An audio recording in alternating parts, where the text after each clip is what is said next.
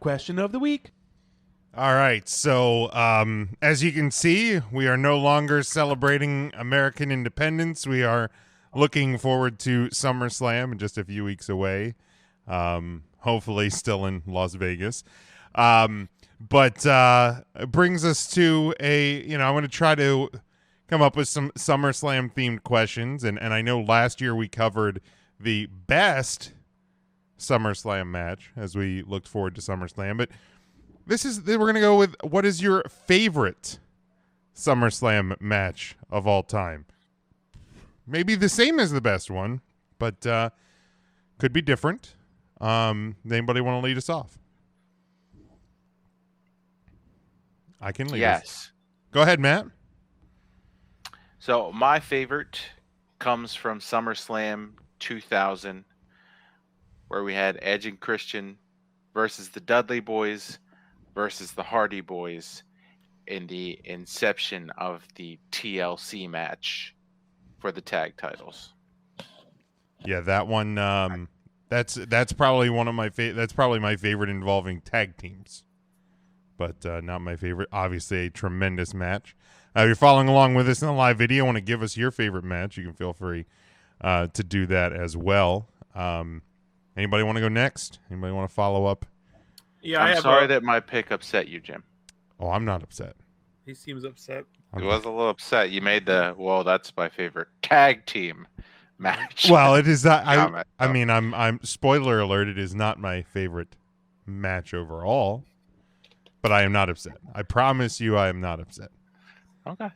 He seems upset. Upset. Sorry, guys.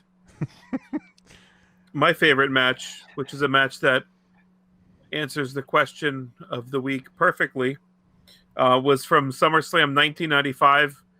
I spent a lot of time going through some SummerSlam matches heading up into this week's episode, so I did my research, so you can take this one to the bank. It's the Heartbreak Kid, Shawn Michaels versus Razor Ramon from SummerSlam 1995. It was an Intercontinental Championship ladder match. The match was roughly, I think, 25 minutes long, and boy, did it overshadow the main event that night. Diesel versus Mabel, King Mabel in the main event. So really, just what a great match that was. I definitely recommend watching it over and over again, like I do. What a match! I mean, when would you say, Ryan? Because that's about 13 minutes ago. 13 minutes ago. You were watching it while we were on the air? Just on, yes. And you have it in the background. It's on my phone, Jim. You can download the Peacock app for your telephone and watch it. Yeah, he's got the pocket cock. So I mean, if you're watching it right now, do you have it on? Do you still have it on now? My battery just died. Well, that's not a surprise either. I do have it right now. I mean, can you show us? I mean, you're clearly watching it. Just turn the screen. Yeah, so you want me to show you a picture from SummerSlam 1995? Is that what you're saying? You want me to do? That's hey Google, show me SummerSlam 1995. Is that what you were asking for? Yeah, my phone just died again. Oh, again, it's weird how it's an old Samsung. Yeah, I mean, it's weird how batteries do that. They have power, then they die, and then one. they come back, and then they die again. Mark or Tim, do you guys want to give your favorite match from SummerSlam? I will. And my favorite match from SummerSlam is from probably the greatest SummerSlam of all time, SummerSlam 2002. And it's a good year. It's a good year. I watched that one too. Yeah. Go back and watch it. It's really good. SummerSlam 2002 has also the greatest opener of all time in Kurt Angle versus Rey Mysterio. Okay. What a banger. If you have not taken the time, I know I myself, during the SummerSlam season, I like to go back to the beginnings of SummerSlam and watch through the pay-per-views to see the history right on the cock. And This will definitely be highly anticipated once we get close to the end of the list. So, All right, very good. Mark, you want to give yours? Yes. There was about a 5-minute period where I couldn't hear a word you guys were saying. Great. I can hear you now. Great. Mark, sell one of your Go into ET a figures and SummerSlam. buy a computer. I need, you know what? I got to do something. I'm waiting for more of that sweet Joe Biden money to come in. Well, no, I mean, I wouldn't count on it, but, you know. Well, no, we get it every month. We do. It's not enough. SummerSlam Well, match, actually, Mark. I got it SummerSlam on match. computer. Favorite SummerSlam match, Mark. We're up to the SummerSlam match now. I picked from SummerSlam '97 that Undertaker and Bret Hart with Shawn Michaels as a special guest referee. And that, if I'm not mistaken, I think Bret held that title until the Montreal Screwjob. Sure The did. Screwjob, that's what I was trying to say. Sure did. So, I mean, that was pretty exciting. And if you guys remember, Michaels hit the Undertaker with the chair, but he had a count. Otherwise, he would have been suspended for life, plus 10 years from World Wrestling Federation. And Life plus 10 that was a good years. match. I liked it. wasn't the stipulation, but okay. Close. Life plus 10 years suspension. Close. Well, with that, okay, so that was like the old Shawn Michaels, and then he found God. So would when he found God count as the new life? Tim, what do you got there? So it's not glamorous, but we're gonna give them a try. We have zucchini chips.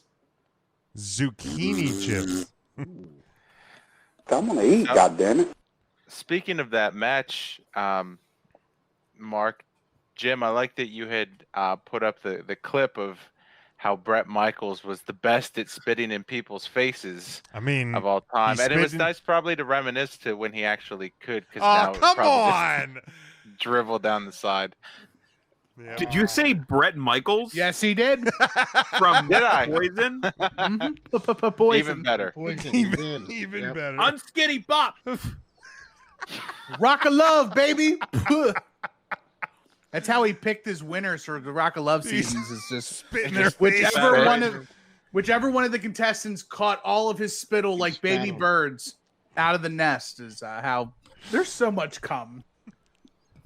All right. I said spittle. The question of the week was, what's your favorite match?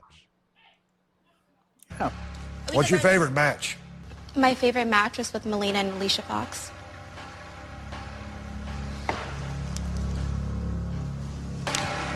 Who? SummerSlam 2010. I mean, there's no other answer, right? I mean, for you, Big Jim, there is no other answer. No, my answer is the classic from Wembley Stadium, SummerSlam 1992. Bret Hart, British Bulldog. That is my favorite SummerSlam match. I'm surprised you didn't take Brett Owen from '94. It was a strong contender. We did talk about that on the It was a pre-show. strong contender. Also a strong contender was Brock and Cena from 2014. Because that one is just So is like good. 13 minutes of fun. Just really, really good. I mean, fun for who? Everybody John Cena but got his ass John whipped. Cena, I would say. Because I had fun. Most wrestling fans I know had fun. Brock Lesnar looked like he was having fun. The year before that, too, when we had Daniel versus Cena and then the launch of the Authority angle, Mhm. that was a pretty solid match before we got to the Triple H turn and everything, which just elevated things. For Yeah. sure. Now that the main event of that pay-per-view is Daniel Bryan versus Randy Orton. Yes. Yes. Yep. Technically speaking. Another low-key, sneaky good pay-per-view match for SummerSlam, I believe, was SummerSlam 01. Kurt Angle and Steve Austin Okay. for the title. Oh, I think I'm right on that because What was 2000. the SummerSlam? Wasn't there a SummerSlam match with Kurt Angle where he got knocked out on a table spot? Was that a SummerSlam? It might have been like a triple threat. It was Triple H, Angle, and Rock? And Rene Dupree. Rene I Dupree. think that might have been SummerSlam 2000. Okay. Because I remember in one documentary or something hearing the story of Angle getting knocked out because the table when Triple H went to do the pedigree on the table started breaking and Angle just went face first into the table and knocked himself out. Devin has Cena versus Styles. So good. In 2016. Yeah, really good match. I was trying to think of like the best women's matches, and the one that stuck out to me from SummerSlam was Charlotte and Sasha in 16. That's a good one. I remember as being a really Charlotte good and Trish at 19. Yes, that's right. That was the SummerSlam. Sherry Martel versus Sapphire, About, 1990. Another good one. That's what I was just going to say, Smokey. I was just going to say that. I'll be darned. I'll be darned too. Let's be darned together. Shame you're on a Darn delay, together. Mark. You would have gotten that joke in on time. I was so close. Yo, his hamsters are trying real hard to run that internet. They are working overtime. They are definitely working overtime for old intern Mark tonight. Mark, what was your favorite song from the Guns N' Roses I'm concert? gonna give him one. Boy, let's see here. I really liked Night Train. I was surprised they sang that one. It's a great song, The Night Train. The Night Train. What was the rest of your guys? Because you were all there. I was not. Matt, you posted a picture to your LinkedIn today, and that is actually during them singing "Live and Let Die." No, By the way, I realized that. I insisted that they didn't play that song, and then I had a video of it on my phone. I it was like the Live and only Let the Die. only one I think they did the black and white screen for. I think so too. Yeah.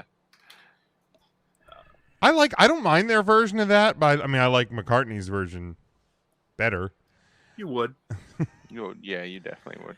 So I got beef. I got big beef with this set list. All right, what's your beef? Because we have time before the break. I want to wait What set until list? after the break until we get So to our the next full- topic. The full set list of what was done is on setlist.fm. All right, let's see. Oh, okay. Let's hear the list because So they started with It's So Easy, into Mr. Brownstone, Chinese Democracy, Slash solo into Welcome to the Jungle, okay. did Double Talk and Jive. Then they did a song I didn't think they were going to do. They did Velvet Revolver's Slither. They did. Solid. God, that was so effing good. I love Velvet Revolver, by the way. Oh, man. Then they did Better, Estranged, Live and Let Die, You're Crazy, Rocket Queen, You Could Be Mine. And then Duff actually sang and did a Stooges cover of I Want to Be Your Dog. And then we get into the meat of the Guns N' Roses concert. Back to back. Civil War, Dead Horse, Slash guitar solos, Sweet Child of Mine, November Rain, Knocking on Heaven's Door, Night Train, and Paradise City for the encore. Now, let me tell you where my beef is. All right.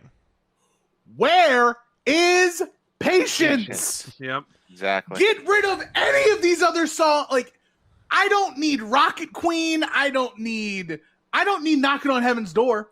Do you need Chinese Get Knocking on Heaven's Democracy? Door. Do you Get need it out of there. like you don't need Chinese Democracy? What about Double Talk No. and Jive? Nobody needed Chinese Democracy. Right. I mean, Knocking on Heaven's Door was one of the songs that Axel could hit every note on still, so I understand Don't care. why. he Don't kept care. that. Yeah, I agree with that. To me, Knocking on Heaven's Door and Patience fills the same slot of like well-known song that's also down. But I was thinking like give me all that stuff, remove Knocking on Heaven's Door, move Night Train up, and then do a double encore of Paradise City into Patience. Done. See, I think you go Patience into Paradise City. Oh I don't yeah, think you can't. Yeah. You can't Low end Note. with I think Patience. so. You can't end with. They Patience. also didn't play Don't Cry, which is more of a ballad. Don't you cry. They also didn't play Used to Love Her. Oh, Yeah, a good that's one. That's a pretty long set list though. I mean, Slash didn't miss a beat. I'm willing to bet Axl Rose was actually on stage for maybe 42 minutes of the whole set. Yeah, because he gradually evolved into Axl Rose during the concert. If you guys were there, With the 'Cause he- piano? well, no. So when he first comes out, it's T-shirt. He has the bandanas coming out of the back pocket. Okay. Yeah. And then he leaves and comes back, red bandana. Then he leaves and he comes back. He's got a new shirt on and he's got a hat. He's got a black hat on. He leaves again. He comes back. It's another shirt and it's like a tan hat. So like he progressively turns into the Axl Rose we all want. Without the throat. Without the voice. If he would have had one more set change, I think maybe he would have found his voice He in would the have back, found it. maybe. But Meanwhile, Slash and Duff and the boys are all sitting there pitting out their same shirt the entire concert. My God. Dude, Slash didn't miss a note. No. If you've never heard a Slash live performance, man, that was worth the price of admission alone. yeah. He did Muddy Waters. He did Muddy Waters shit. leading into Sweet Child of Mine. And man, so good. Yeah, he was so good. He also did the air tube. Oh yeah, with that like the Bon Jovi guys do. Yeah. oh, okay. The air tube microphone trick. I was going to say that Peter Frampton did. Was Yeah, that the Frampton? Peter Is that a Frampton, Frampton yeah. thing? Yeah, I think Peter Frampton did Frampton it deal. first, but yeah, the Richie But Everybody's Sambora. done it. Bon yeah. Jovi definitely did as well. Yeah. Or Sambora, I guess, whoever. Yeah, was the guy. Yeah, but yeah. it was pretty dope. I also want to give credit where credit is due. Wolfgang Van Halen. I was gonna say, how were they? Because I've Go. heard bits and pieces of some of their songs or his. You really ought to songs. check out the song "The Distance." That song is real good. Real good. He looks like Man Mountain Rock, Yep. but that boy can sing. He can play the pioneer. He can play the git fiddle. He's got it all. Solid. I believe this was like their first large performance as well. Oh, for sure. I'm sure. Like I think they've done like a couple of like small tour dates, maybe. They were on like Kimmel once, but I think this was like their first arena stadium style show. So, But they killed it. We were in the merch line for the majority of the set, but we could hear everything because Hershey Park is just chef's kiss acoustically. Oh yeah, you can you hear what everything. shirt did you end up with? I didn't end up with any shirts because they only went up to 3X. That's very true. But we got Megan got and Megan's dad. They got the classic Guns N' Roses, or not the classic Guns N' Roses. They got the Megan got the gold circled two guns facing each other sleeveless. And we got her dad the inner circle, The Jericho guns, one. the Jericho one. Oh, Tim, when you were in line, did they have that Hershey Park exclusive shirt? I don't know. What was the Hershey Park exclusive shirt?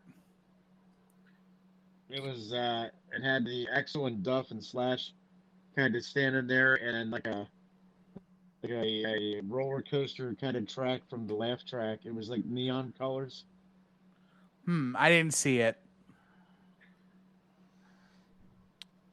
Mark, did either Mark or Matt or Ryan, did either of you guys pick up any souvenirs from the night? Yeah, I got the sleeveless one as well. Nice. I got a good the, piece of I got a good history moment, a mental history moment from the concert. Saw a drunk dude take a back bump down 4 rows. Oh my! It was awesome. The guy just I'm willing to bet.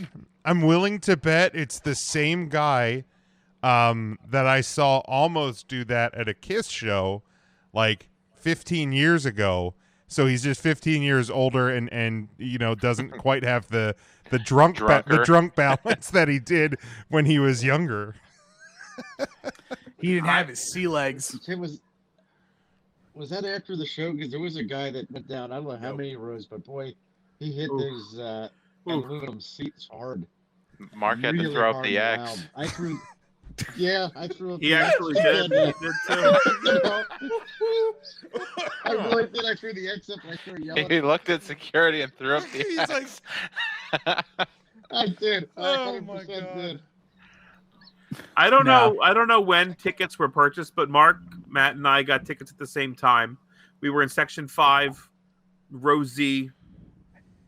Tim and company got tickets at a separate time, row 5, section Y, or our section 5, row Y. They were one row ahead of where we were supposed to be sitting. Tickets purchased, I'm not sure how far apart. No, they moved us because I guess there's like I don't know why they moved us. So the press box for the stadium is in section 5, and it eats up rows Z, Y, X, Bye, Mark. and W, I think, or just Z, Y, X. W was there. It went up to W, yeah. So X, Y, and Z are gone, and so we didn't know we needed to talk to somebody to get our seats moved. What's going on? So we went upstairs to go to find our seats, and we saw there was no row Y. We were like, "Where's row Y?" And they were like, "Other side." I was like, "Okay, fine." I didn't know that was section 6 we just moved into, but there was absolutely no one there. As Mark is just absolutely nothing. Mark, if you need to go and like pray to the internet gods and like figure something out for yourself, we understand. What, we understand. I think we got you this week, big dog. I think we got you. Yeah, we understand. Don't you got some intern? Go to Best Buy. The computers are on sale right now. I love how large Mark's bill looks too. It looks like he looks like Smalls from yes, he sure does. He's about to go talk to the Beast, getting his ball back. Ready? Hi, Mark. Hi, boys. Oh, he does hear Can you us. hear me now? What the heck was going on? Oh, It hi, sounded Mark. like it was Birdland. There was dinosaur sounds, and it was crazy. It sounded like one of the adults in a Charlie Brown cartoon was talking for about 5 minutes here. Well, that's very rude of you to say. All I heard was... Yeah. I don't for great audio for the podcast. I don't know what to tell you, Mark. Oh boy, I don't know what's going on around here today. I'm not sure either. Okay. Are you in the lower part of your house? Now I'm on the second story. You're on the main level there. I'm on the second story. I'm where I'm usually at when for the show. I don't know why the other week everything was fine. And now we just can't. Now we can't hear you at all. It's what the hell is that? What is that? Big dog, we can send him on out of here. Yeah. We're picking up like transmissions from another planet through Mark's. I'm gonna make an executive decision here, and Bye, Mark. Bye, Mark. We'll catch you later, big dog.